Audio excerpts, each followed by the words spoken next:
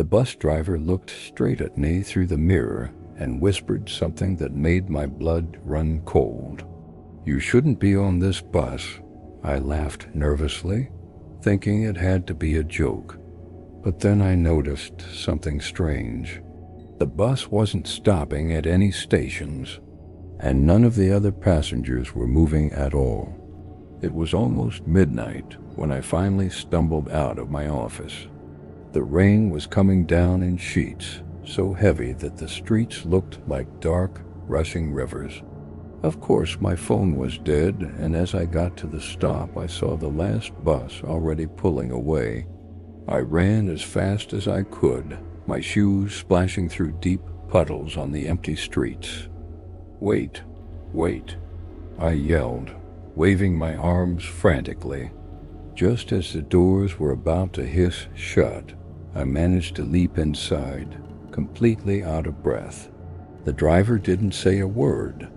He just gave me one long, unsettling look through the rearview mirror. The bus was nearly empty.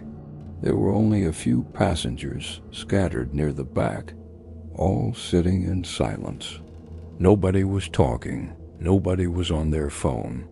They all just stared straight ahead, motionless. I found a seat by the window and tried to catch my breath, my heart still pounding from the run. Outside, a brilliant fork of lightning split the sky, illuminating the deserted roads for a fraction of a second. The thunder that followed sounded like a distant explosion. I was exhausted from a long week at work, and the rhythmic drumming of the rain against the window began to lull me to sleep.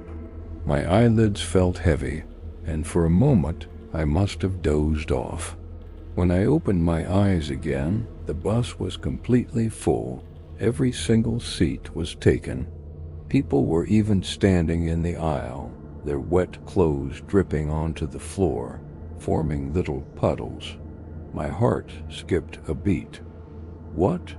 When did all these people get on? I was certain we hadn't stopped. Confused, I rubbed my eyes and looked around again. Something felt deeply wrong, very, very wrong. None of the passengers were making a sound, not a single cough, not a whisper. They just sat there, rigid, staring forward with blank expressions. The air was thick with an unnatural silence. Suddenly, a cold voice spoke from the seat right beside me. "First time on this bus?" I jolted and turned quickly.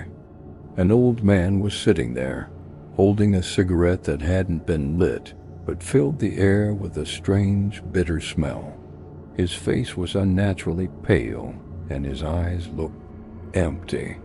Yes," I managed to reply, my voice a little shaky. "Why?" The old man offered a faint, unsettling smile. "I've been riding this bus every night for 30 years. I tried to laugh it off, to break the weird tension. 30 years? That's a seriously long commute." But the old man's expression didn't change. He leaned closer, his voice dropping to a chilling whisper that I could barely hear over the rain. "After midnight, this bus doesn't carry the living." A cold dread washed over me, a chill that had nothing to do with my damp clothes. "That's not funny," I said, trying to force a smile that felt more like a grimace. But the old man wasn't joking. He continued in that same calm, terrifying tone. "A year ago, this very bus crashed on this very road during a storm just like this one.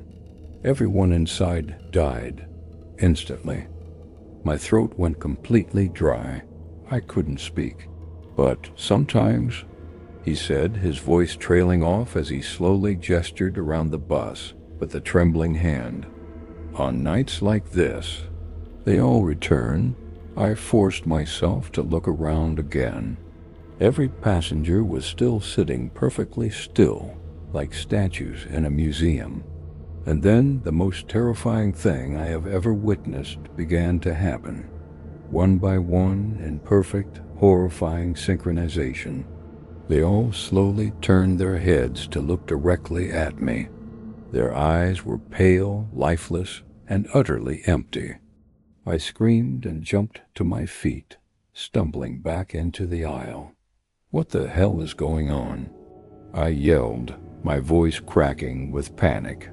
But when I glanced back at the seat where the old man had been, he was gone. The seat was empty. The smell of his cigarette lingered, but he had vanished into thin air. Just then, a man sitting across the aisle slowly lowered the newspaper he'd been holding, and I almost choked on a scream. Half of his face was a mangled, crushed ruin. His shirt was dark with what looked like dried blood. His one good eye stared straight into mine. "You shouldn't be here," he whispered, his voice a gravelly rasp. The lights inside the bus began to flicker violently, buzzing and flashing, plunging us into darkness for a second at a time. Thunder roared right outside, shaking the entire bus. I scrambled toward the front, my hands slipping on the wet poles, banging desperately on the driver's door. "Stop the bus. Let me out. Stop." But the driver didn't move. He just sat there, a dark silhouette against the storm. Then, slowly, he began to turn his head. His neck twisted and twisted and twisted far beyond what any human neck should be able to do, until he was looking right at me, and he smiled. It was a wide, horrifying grin. The bus suddenly screeched to a halt with a sound of grinding metal that set my teeth on edge. The doors hissed open. I didn't hesitate. I threw myself out into the pouring rain, falling hard onto the slick, cold asphalt. Shaking, I pushed myself up and looked back at the bus, and my heart almost stopped. It wasn't a bus anymore. It was a wreck, a completely burned out, destroyed shell. The windows were all shattered. The metal frame was twisted and contorted as if it had been crushed by some incredible force, and inside the broken, empty window frames, I could see them, dozens of pale faces, all staring at me from the darkness, watching, waiting. The driver, still smiling that impossible smile, slowly closed the doors, and the dead bus drove away, its ghostly form swallowed by the storm.